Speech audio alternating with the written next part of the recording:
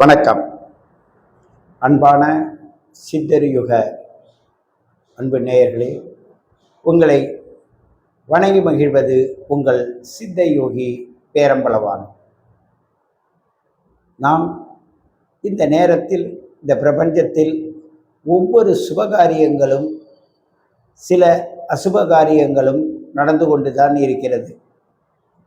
அப்படி புதிய வரவும் வந்தது செலவுமாக பேசக்கூடிய வரவும் செலவும் என்ற ஒரு அற்புதமான விளையாட்டு தான் மனித ஜீவனுடைய விளையாட்டு. அப்படிப்பட்ட இந்த ஜீவாத்மா பரமாத்மா என்ற ஒரு நிலைப்பாட்டை நம் முன்னோர்கள் நமக்கு சொல்லியிருந்தாலும், ஆத்மார்த்தமான வாழ்க்கையை வாழ்கிறவர்கள் சரீர ரூபமாக இருந்து நமக்கு பல காரியங்களை செய்கிறவர்கள், சிலர் வந்ததும் தெரியாது போகிறதும் தெரியாது. இப்படிப்பட்ட பல கோணங்களில் பலர் இந்த பிரபஞ்சத்திலிருந்து இந்த பூமிக்கு வந்து இந்த பூமியில் ஆண்டு கொண்டு வாழ்ந்து சென்றவர்களுடைய வரலாறும் சரி, அவருடைய வாழ்க்கையும் சரி, அவருடைய பயணமும் சரி, ஒவ்வொரு விதத்தில் போற்றத்தக்கதாக இருக்கிறது. இப்படிதான் இருப்பார்கள் என்று சித்தர்கள் பல ஆண்டுகளுக்கு முன்னவே சொல்லியிருக்காங்க.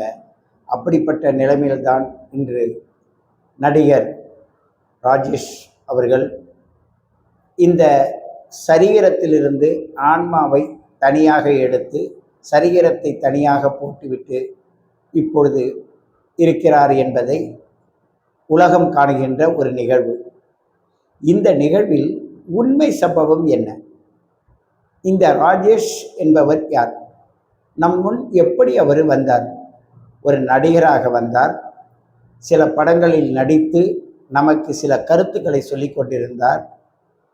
சில காலங்களுக்கு பிறகு தானும் ஜோதிடத்தில் வல்லுநராக ஆவதற்கு நிறைய பயிற்சிகளும் முயற்சிகளும் செய்து பல ஜோதிடர்களின் உள்ள வைத்திருக்க ரகசியங்களை எடுத்து இந்த மக்களுக்கு எல்லோரும் தெரிஞ்சுக்கணுன்ற நல்ல நோக்கத்தில் அவர் வெளியிட்ட பல கருத்துக்களை நோட்ஸ் எடுத்தவங்க எவ்வளோ பேர் இருக்காங்க, அதை பின்பற்றியவங்க எவ்வளோ பேர் இருக்காங்க.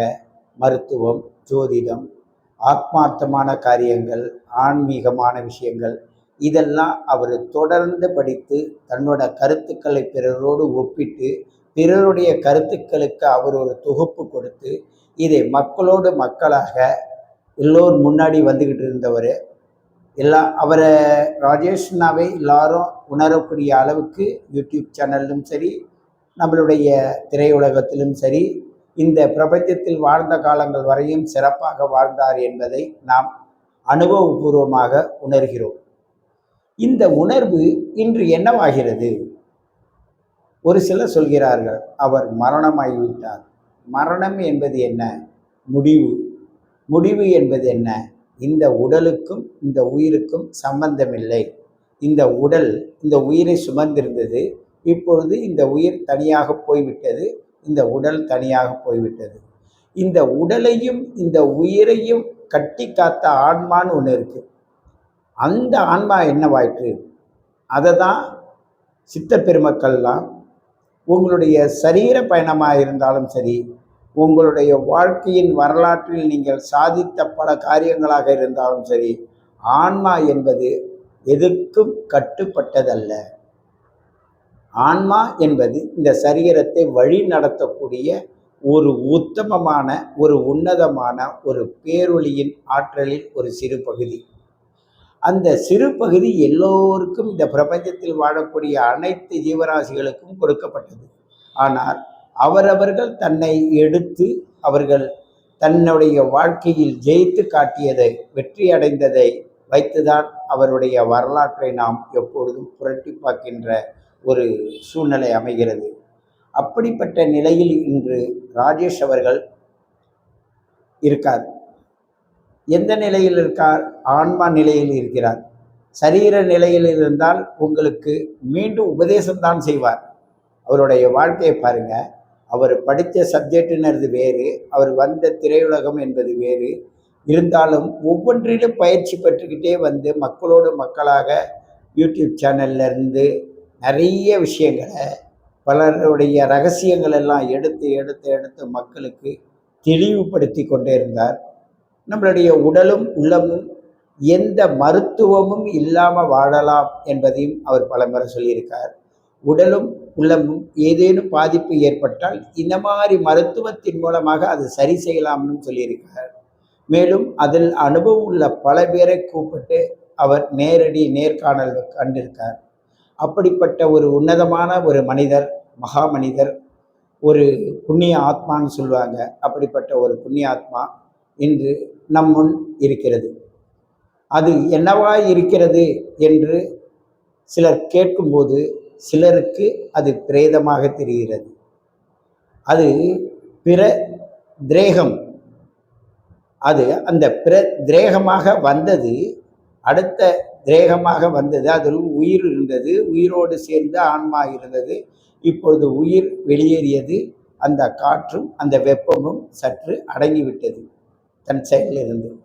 ஆனால் அவருடைய ஆன்மா எப்பொழுது உள்ளே வந்தாரோ அதிலிருந்து இதுவரையும் அந்த பேரொளியின் ஆற்றல் அவர் கூட தான் இருக்கு. அதனால்தான் அவரை நாம் இன்றல்ல என்றா இருந்தாலும் யார் ராஜேஷ் என்ன கேள்வி கேட்டால் அவர் இப்படிப்பட்டவர்கள் ஒவ்வொரு அவரை பற்றி அவரவர்கள் தெரிந்ததற்கு தகுந்தாற் போல் அவரவர்கள் உணர்ந்ததை வைத்து பல விதங்களை சொல்வார் அவரை பற்றி. ஆன்மா ராஜேஷ் என்பது ஒருவர் தான், நடிகர் ராஜேஷ். அவர் ஒவ்வொரு யூடியூப் சேனலில் அவருடைய யூடியூப் சேனலில் வரும்போது ஒவ்வொருவரும் வந்து இன்டர்வியூ கொடுத்தவங்க எல்லாரும் பிரபலமாகி அதிகமான சக்தி வாய்ந்தவங்களாக மாறினாங்க. அது எப்படி? அவர் ஒரு தனி மனிதனாக இருந்து அது செயல்படும் போது இன்னொரு மனிதன் அவரோட சேரும்போது இவரோட பாசிட்டிவ் எனர்ஜியும் அவங்களோட பாசிட்டிவ் எனர்ஜியும் ஒன்று சேர்ந்து அவர் ராஜேஷ் சாரோட இன்டர்வியூ நடத்தினவங்க எல்லாரும் மகா பெரியவர்களாக இருக்காங்க. அதற்கு என்ன காரணம்? ஒரு புண்ணிய ஆத்மாவோடு ஒரு ஆன்மா வந்து சேரும் பொழுது அந்த சரீரமான ஆன்மாவானது அப்படிப்பட்ட உன்னத நிலையை அடைவதற்கு இவரே ஒரு சான்று. இவர் மற்றவர்களைப் போல் மரணத்திற்கு சம்பந்தப்பட்டவர் அல்ல. இவர் எடுத்தது மரணம் அல்ல. அவர் மரணத்துக்கு முன் வரை பிறருக்காக சேவை செய்து கொண்டே இருந்தவர். அவர் மற்றவர்களுக்காக சேவை செய்து மட்டுமல்லாது தன் குடும்பத்திற்கு தன் கடமைகளையும் செய்யக்கூடிய நிலையில்தான் அவர் இருந்தார் என்பதையும் நீங்கள் உணர்வீர்கள். அப்படிப்பட்ட நிலையில் இருக்கக்கூடிய ராஜேஷ் அவர்கள் தன்னுடைய கடமை என்பது ஒன்று இருக்குல்ல, அந்த சரீரம் எடுத்த கடமை, அந்த சரீரத்தின் மூலமாக தன்னை சார்ந்த சக்திகளோடு இணையும் போது அவருக்கு என்னன்னா பிறப்பில் சில ரகசியத்தை மாற்றக்கூடிய தன்மைகள் வரக்கூடிய சூழ்நிலையும் அமையும். அப்படிப்பட்ட சூழ்நிலை அமைந்தது போல்தான் தன்னுடைய பையனுக்கு ஒரு நிச்சயதார்த்தம் வைக்கிறேன் என்ற இல்லறத்துக்குள்ள இல்லற வேலையும் அவர் செய்கிறார். அப்போ இல்லற வேலையை செய்யும்போது அவர் செய்த புண்ணியம் என்னன்னா, நேற்று வரையும் அவரோட திட்டமிட்டது எல்லாமே சரியாக நடந்திருக்கு. இன்னைக்கு அவர் நாளைய செயலுக்கு இன்னைக்கு அவர் தயாராக இல்லை. அது இயற்கை அவரை பிரித்து வச்சிருக்குன்னு உலகம் அறியும். அப்படிப்பட்ட நிலையில் நாமும் இருக்கோம். ஆனால் ஏன் அவர் மீண்டும் பிறக்கக்கூடாது? ஏன் இந்த ஆன்மா அந்த தன்னுடைய பையனுக்காக தன்னுடைய ஆன்மா சக்தியை இந்த பிரபஞ்சத்தில் தன்னுடைய இருள் அருள் என்று சொல்லுவாங்க, அதாவது கஷ்டங்கள்லாம் சேர்ந்து தன்னுடைய மனசில் இருக்கிற உபாதைகள்லாம் கரைவதற்காக 16 நாள் வரையும் அது இருளில் இருக்கும். நம்ம 16ஆம் நாள் திதி கொடுக்குறோன்னு சொல்கிறோம்ல, அந்த திதியிலேருந்து அடுத்த 16ஆம் நாள் திதி இப்பொழுது அது கரைந்து திரும்பி ஒரு புண்ணிய ஆத்மா ஆகும்போது அதை எடுத்துக்கொண்டு போய் நாம் கரைச்சி விடுறோம். அந்த பஞ்சபூதங்களில் ஒன்றாக கரைக்கும் போது அவர் எந்த பூதத்திற்காக வந்தாரோ அந்த பூதத்திற்கு போவார்.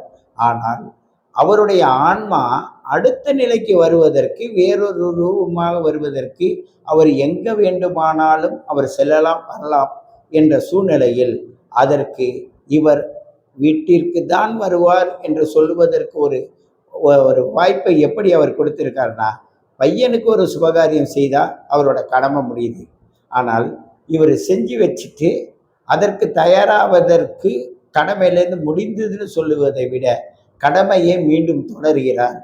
இதுவரை நமக்காக பிரபஞ்சத்தில் உள்ளவர்களுக்காக தன்னுடைய வாழ்க்கையை அர்ப்பணித்து பல உன்னதமான மனிதர்களை அழைத்து நமக்கு போதனைகளை கொடுத்து அவர் வாழ்ந்து கொண்டே இருந்தார் என்பதற்கு பல சான்றுகளை நாம் பார்த்தோம். இனி வருங்காலத்தில் அவருடைய ஆன்மாவானது தன்னுடைய பையனுடைய ஏற்றத்தாழ்வை பொறுத்து அவனுக்கு எப்படியெல்லாம் ஏற்றத்தாழ்வு இருக்கு, அது எப்படி ஏற்றத்தை கொண்டுட்டு போகணுன்ற ஒரு சூட்சம ரகசியத்தை சொல்வதற்காக இந்த சரீரம் அதற்கு ஏற்றதல்ல என்பதை விட்டுவிட்டு இந்த சரீரத்தில் உள்ளே இருந்த ஆன்மாவை எடுத்துக்கொண்டு அவருடைய பையனுடைய கடமைக்காக அவர் செல்லுவதற்கான வாய்ப்புகள் இந்த நேரம் அவருக்கு நல்ல தருணமாக அமைந்திருக்கிறது என்பதுதான் சித்தர்களுடைய கருத்தாக இருக்கிறது. சித்தர்கள் என்ன செய்வாங்கன்னா, கூடு விட்டு கூடு பாய்வாங்க. அந்த முறையில் தான் நடிகர் ராஜேஷ் அவர்கள் இந்த பிரபஞ்சத்தில் கூடு விட்டு கூடு பாய்வதற்கான வாய்ப்பை நோக்கி தான் இவர் சென்று கொண்டிருக்கிறார் என்பதுதான் அது உண்மை. அது 16 நாளைக்கு பிறகுதான் அந்த ஆன்மாவானது நம்மளோடு இருக்கும். அதே நேரத்தில் 16 நாளில் உங்களுக்கு முன்னாடி அது துக்ககரமாக ஆன்மாவாக இருக்கும். ஆனால் உண்மையில் அவர் அவருடைய ஒளியானது பேரொளியாக தான் இருந்து கொண்டிருக்கும். அப்படிப்பட்ட உன்னதமான அந்த பேரொளியை நாம் உணர்வோம். எப்படியெல்லாம் உணர்வோம்? அவர் செய்த சாதனை மருத்துவ ரீதியாக என்ன செய்தார்? அவர் அடிக்கடி சொல்லுவார், நான் இப்படி பிறந்தேன், இப்படி வளர்ந்தேன், இப்படிதான் இருந்தேன். ஆனால் காலப்போக்கில் மற்றவர்களோட கலக்கும்போது நிறைய நான் தெரிஞ்சுக்கிட்டேன். தெரிஞ்சதெல்லாம் நீங்களும் தெரிஞ்சுக்கணும் தான் நான் உங்களுக்கு சொல்கிறேன். அவரோட இன்டர்வியூவில் பார்த்தீங்கன்னா அவரோட அனுபவம் நல்லா தெரியும். ஏன்னு கேட்டால் சொல்கிறவங்கள்ட்ட ஆச்சரியப்பட்டு எல்லாம் கேட்பார். ஆனால் கடைசியில் வளைச்சி பிடிப்பார் பாருங்க. அவர் வந்தவருடைய கருத்துக்களை அப்படியே கோர்த்து அவர் சொல்லும்போது பார்த்தீங்கன்னா கேட்கின்ற நமக்கு அது ஒரு நம் தகுதிக்கு ஏற்றது போல் அது உணரக்கூடிய ஆற்றலாக இருக்கும்.